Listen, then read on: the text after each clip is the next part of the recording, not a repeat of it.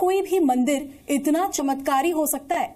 दुधेश्वर मंदिर में तो चमत्कार की कई और अनोखी कहानियां भी हैं। जैसे यहाँ के एक संत की ऐसी समाधि है जहाँ सिर्फ इलायची चढ़ाने से सारी इच्छा पूरी हो जाती है। यहाँ एक संत ऐसे भी हैं जो त्रेता युग से तप कर रहे हैं। कई संत तो ऐसे भी हैं जो समाधि लेने के बाद भी मंदिर में आज भी भक्तों से मिलकर उनकी समस्याओं का समाधान करते हैं। शायद आप हमारी बात पर विश्वास ना करें और इसलिए हमने स्टूडियो में आमंत्रित किया है दुधेश्वर मंदिर के पीठाधीश्वर श्री महंत नारायण गिरी जी महाराज को। महंत जी, आपका बहुत बहुत स्वागत है। नमस्ते जी, लेकिन बातचीत का सिलसिला आगे बढ़ाने से पहले आपको दुधेश्वर मंदिर के कुछ और चमत्कारों के बारे में बताते हैं।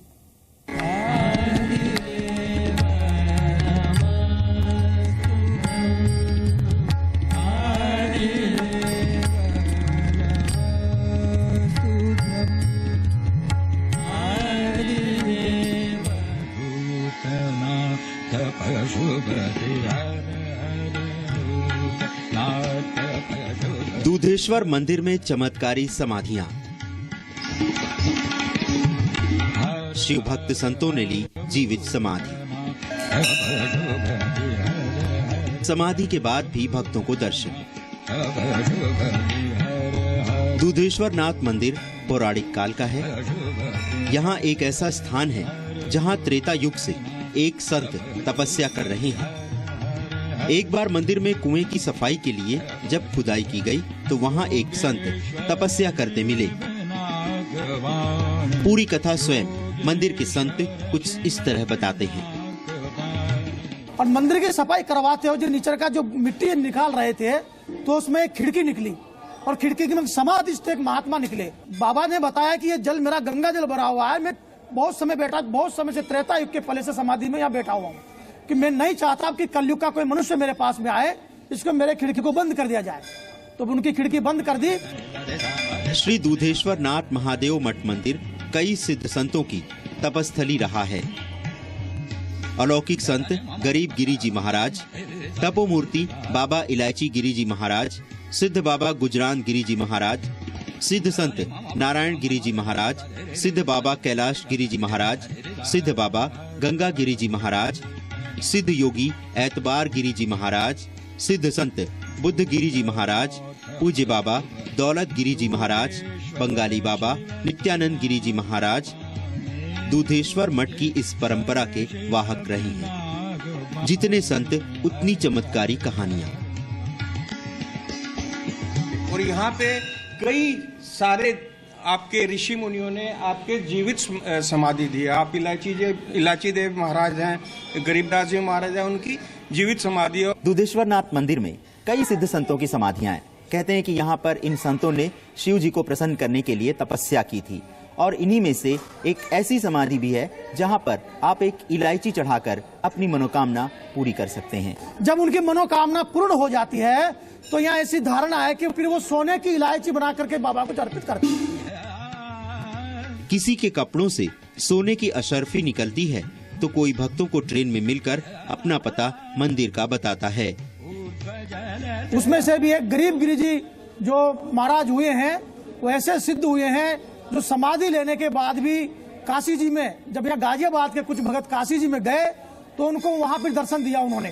तो जो भगत यहाँ पर आया, आकर के महंत जी को बात बताई तो महंत जी ने अल्फी जो बाबा की टकी थी बाबा गरीब गिरी जी की, उस अल्फी को उठा करके झाड़ा तो उसमें से 1000 स्वर्ण मुद्राएं नीचे टपकी। यहाँ तक कि अगर मंदिर परिसर में कोई देर तक सो जाए तो समाधि ले चुके संत उसे जगाने तक चले आते हैं। यहाँ प्रातः काल जो ज्यादा देर तक कोई सोता रहता है तो ऐसे सिद्ध संत आ जाते हैं और दरवाजा खटखटाने लगते हैं कि उठ जाओ।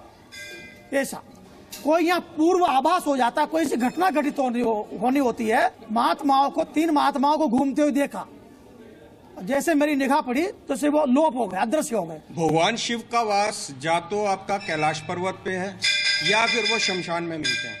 और शमशान में भगवान शिव का आप देखें, जहाँ पे भी शिव का मंदिर होगा, शिव का सिद्ध पीठ होगा, वहाँ आपको शमशान जरूर मिलेगा। कहते हैं कि यहाँ के प्रथम श्री महंत वेड़ी गिरी जी से लेकर 13वें श्री महंत शिव गिरी जी महाराज तक ये सारे 13 संत किसी भी धातु को सोने में बदल सकते थे।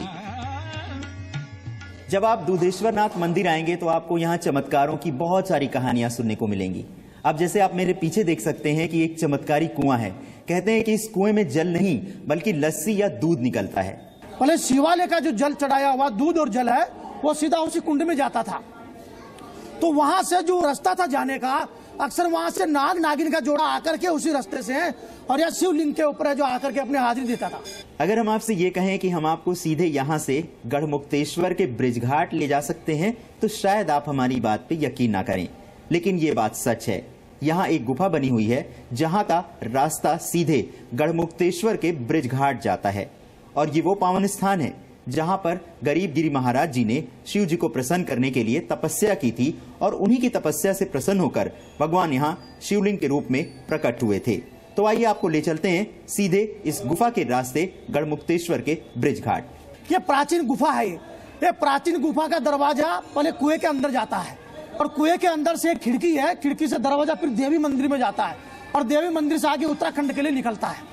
पहले यहाँ पर जो प्राचीन काल के हमारे जो संत महात्मा सिद्ध पुरुष हुए हैं, प्राचीन जो महंत हुए हैं, उन्होंने जीर्णोद्धार इस मंदिर का जब कराया तो मंदिर की सफाई करवाई और मंदिर की सफाई करवाते हुए जो नीचे का जो मिट्टी निकाल रहे थे तो उसमें एक खिड़की निकली और खिड़की के में समाधिस्थ एक महात्मा निकले।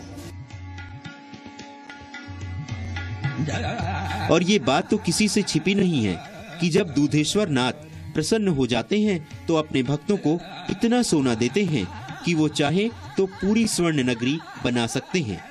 ये चमत्कार त्रेता युग में भी होते थे और आज भी हो रहे हैं। ज्योति गोयल के साथ शेखर त्रिपाठी, जी मीडिया, गाजियाबाद।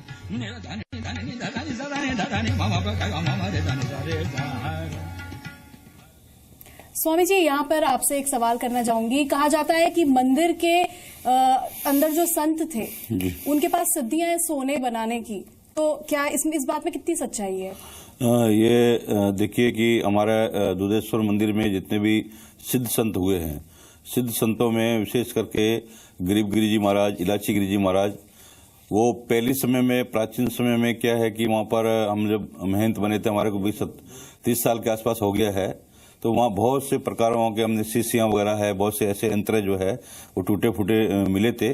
तो हमारे वहाँ बोलते हैं कि जब वैनी गिरी जी से लेके शिव गिरी जी तो 13 महंत हुए विश्व में। 13 महंत विभिन्न तरह से जो अपना चिलम होती है, चिलम जो पीते थे तो इसका गिटक जो है वो तांबे का होता था, तो उसको उसमें डालने के बाद में वो सोने का हो जाता था।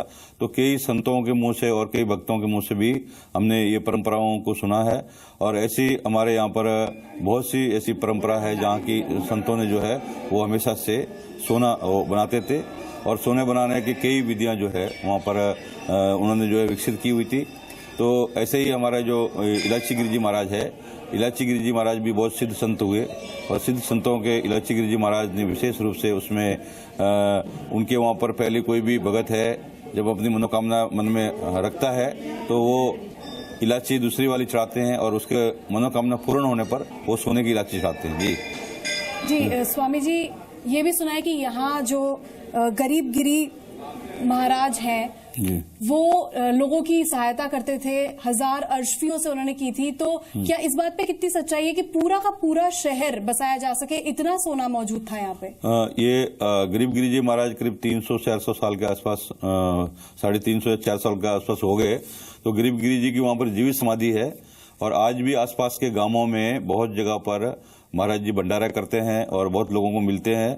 और जो भक्तों के मन में किसी भी प्रकार के कोई भी संकल्प है वो पूरा करते हैं, तो उसमें असरपियाँ भी है और भी चीज़ जो भी बहुत से भक्तों को बहुत से चीज़ जो है उसमें पहली समय में भी हम लोग प्राचीन समय भी सुनते हैं कि बहुत सी चीज़ों को जो है उन्होंने वहाँ पर जो है उनको प्राप्त हुई है और प्राप्त होती रहती है। हजारों असरपियाँ भी कई भक्तों के सुन, असरपियाँ भी और भी बहुत सी चीज़ों को जो है चमत्कार गरीब गिरी जी महाराज का बहुत आशीर्वाद जो है काफी भक्तों को वर्तमान में भी मिला है। जी और स्वामी जी, यहाँ कहा जाता है कि शिव जी के भक्त कई संतों ने यहाँ समाधि ली है, जीवित समाधि ली है, तो इस बात पे कितनी सच्चाई है कि सशरीर प्रकट किया जा सकता है वहाँ? हमारे ऐसे शास्त्रों में भी परंपरा है कि जो आत्मा है वो शाश्वत है कि मोह से जीव लोग जीव बुधा सनातना। तो ये सनातन धर्म की परंपराओं में हमारा जो सन्यासी परंपरा है, श्रीमद दस्ताम जूना अखाड़ा नागाओं की परंपरा है, वहाँ सभी लोग उनको समाधि दी जाता है, उनको जलाया नहीं जाता है, उनको गंगा जी में समाधि दी जाती है या पृथ्वी पर समाधि दी जाती है। तो ऐसे अवस्था में बहुत गरीब गिरिजी, इलाची गिरिजी, ऐसे बहुत से संत लोग हुए हैं जो कि अपने शरीर की, जैसे एक उम्र होती है शरीर की, तो उम्र के हिसाब से शरीर के अंदर में बहुत से प्रकार के रोग और भी बहुत सी वादियां, रोग वगैरह आने लगते हैं। तो जो सिद्ध संत होते हैं, जो भगवान शिव के गण बन के वहीं पर रहना चाहते हैं, तो वो लोग क्या करते हैं कि अपने शरीर को छोड़ देते हैं, और शरीर को छोड़ने के लिए वो जो है अपने जीवन में ही मृत्यु आने से पहले ही अपने जैसे 3-3.5 फुट का गड्ढा खुदवा के एक पूरा समाधि स्थल बनवा के उसमें वो समाधि लेते थे। और ये मान लीजिए कि 300 साल पहले की बात है, अभी तो कोई ऐसी बात नहीं है। पहले जब उस समय में काफी संतों ने जो है जीवित समाधि दुधेश्वरनाथ मंदिर में लिया है, और आज भी जो है वो संत लोग जो है आसपास में और मंदिर में बहुत रात्रि के समय में भी बहुत लोगों को दर्शन आज भी देते हैं। जी स्वामी जी, आप भी इसी मठ की परंपरा के वाहक हैं, तो यहाँ भगवान शिव हिरण्य गर्भ ज्योतिर्लिंग रूप में विराजमान हैं, तो इस प्रकार के शिवलिंग में क्या चमत्कारी सिद्धियां हैं? ये हमारा जो दुधेश्वर मंदिर है, उसमें आप देखिए कि जो गाय का थन है, जो कामधेनु गाय है, उसका थन में शिवलिंग रखा हुआ है। दुधेश्वर भगवान का जो प्रकट होने का परंपरा है, वो भी जब गाय का दूध वहां पर गिरता था तो स्वयंभू अपने आप स्वयं भगवान जो है शिव प्रकट हुए थे। तो ये धरती के, पृथ्वी के अंदर रखा हुआ है। जब मंदिर में दर्शन करते हैं तो वो जमीन के अंदर है, तो जमीन के अंदर में कोई भी होता है तो वो हिरण्य गर्भ उसको बोला जाता है। तो ये, और विशेष करके जो हिरण्य गर्भ का ये भी अर्थ होता है कि एक सोने का रूप भी होता है, कि जो सोने का गर्भ के अंदर में ये शिवलिंग रखा हुआ है। गाय का थन जो अष्टकमल होता है, तो आपने देखा होगा कि जो अष्टकमल है और गाय का जो कामधेनु गाय का थन के रूप में, और वो पृथ्वी के अंदर में वो शिवलिंग के रूप में, वो स्वयंभू शिवलिंग है। इसको जो है ऋषिलिंग भी बोलते हैं, देवलिंग भी होते हैं, मनुष्य लिंग भी। तीनों प्रकारों का जो लिंग का जो भगवान का स्वरूप है, तो वो दुधेश्वर का पूजन करने से, उनका अभिषेक करने से, वो तीनों प्रकारों का जो इसमें जो फल है वो जो दुधेश्वर मंदिर में पूजा करने से प्राप्त होता है। और हिरण्य गर्भ मतलब जो है वो पृथ्वी के अंदर है और वो सोने के रूप में है, इसीलिए उनको हिरण्य गर्भ कहा जाता है। जी स्वामी जी, काशी और कैलाश के अलावा वो दुधेश्वर मंदिर में भी शिव जी का वास है। क्या आपको शिव की किसी अदृश्य शक्ति के यहाँ होने का आभास होता है? वो तो देखिए कि हम जब से महंत बने हैं, अभी 28 साल के आसपास होने वाले हैं, तो प्रत्येक दिन, प्रत्येक रात्रि हमेशा से ही भगवान दुधेश्वर का जो है उनका स्वरूप भी और उनका जो है चमत्कार भी, और उनके मतलब हमारा व्यक्तिगत जो अंतःकरण में हमारे को हमेशा से अनुभूति जो है वो परमात्मा की, दुधेश्वर की हमेशा से होती रहती है। और आपका जो काशी विश्वनाथ जो शिवलिंग है, जो ज्योतिर्लिंग के रूप में, तो उसका उप ज्योतिर्लिंग के रूप में वैकुंठ चतुर्दशी के दिन जो है भगवान हमारे जो काशी विश्वनाथ है वो भी प्रकट हुए थे, और इनका भी वैकुंठ चतुर्दशी को ही हम लोग जो है वो आपका जन्मदिन के रूप में भगवान का मनाते हैं। तो ये जो है काशी विश्वनाथ और ये उप ज्योतिर्लिंग के रूप में है। प्राचीन समय से भी ऐसे मानता है कि रावण के जो पिता थे विश्वशर्वा, उसने इस शिवलिंग को स्थापना किया था, और रावण ने पहला शिष्य जो है अपना वो यहाँ शिव जी को भेंट किया था। तो जैसे 10 शिष्य है तो पहला शिष्य यहाँ भेंट किया था। तो ये बहुत हजारों सालों से जो है ये परंपरा रही है कि दुधेश्वर को जो काशी विश्वनाथ का जो कैलाश, जो गाजियाबाद की ज्यादातर जमीन है, भूमि है, वो कैला गांव है। कैलाश मतलब अपभ्रंश हो गया। और हरदन नदी है, जो हेंडन नदी भी बोलते हैं, वो भी ब्रह्मा जी की पुत्री है। इसके किनारे पर जो ये विश्वेश्वर का कैलाश, जो विश्वेश्वरवाती ऋषि थे, रावण के पिताजी थे, उन्होंने इस शिवलिंग को स्थापना किया था।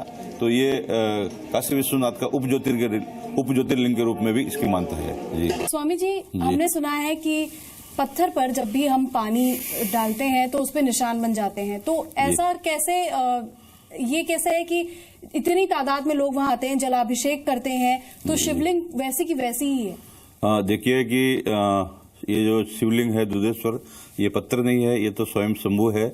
और हमने जीवन में बहुत बार उसका अनुभव भी किया है कि जब मंदिर का 1-2 बार जब जलेरी टूट जाती है, तो उसमें क्या है कि उसको थोड़ा जलेरी को व्यवस्थित करने के लिए, तो हमारे भी मन में आया भाई छोटा सा ये पत्थर है, ये हिल जाएगा, ऐसा निकल जाएगा। तो हमने पूरा एक बार जो है वो कारीगर जो बना के लाया तो वो पूरा एकदम फिट भी नहीं थी, उसका पूरा नाप सही नहीं था। तो रात को समय में, क्योंकि दिन भर तो पूरे भगत आते हैं, तो रात को हमने 12 बजे से लेकर 4 बजे तक लीड ठीक करने के लिए, तो हमने देखा कि 3 बजे तक भी वो सही नहीं हो पा रही थी।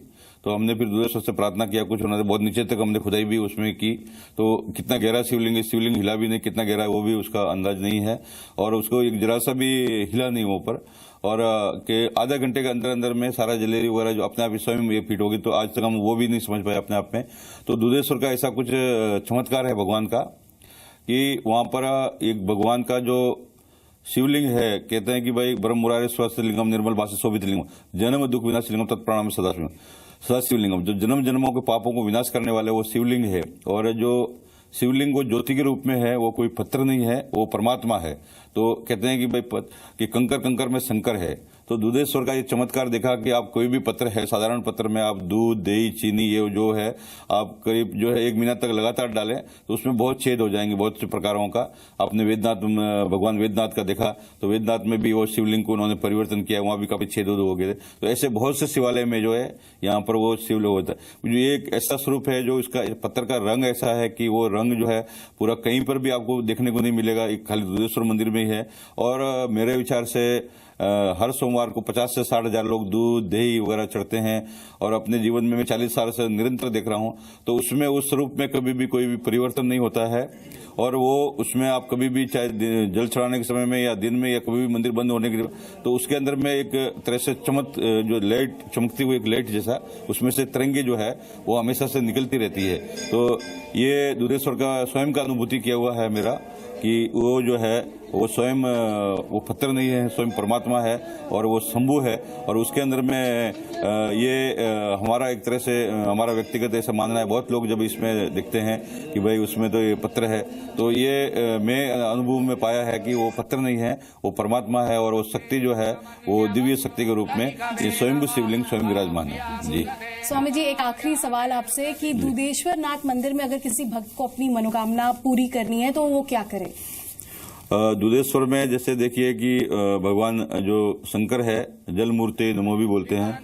तो दुधेश्वर भगवान को खाली आप जो है जब आपके पास कोई भी चीज नहीं है तो मंदिर में आए, और मंदिर में आने के बाद में मंदिर से ही लोटा ले, जल ले, तो वो शिव जो है जल से भी प्रसन्न हो जाते हैं।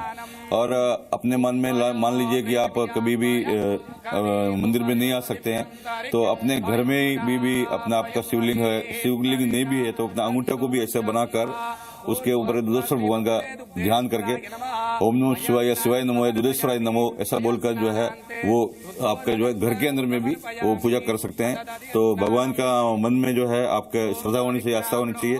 ऐसा तो हमारा पंचामृत है, 16 उपचार है, पंचोपचार है, पंचगव्य है, कई प्रकारों के शास्त्रों में विधान है उनका पूजन का, उसका विषय का।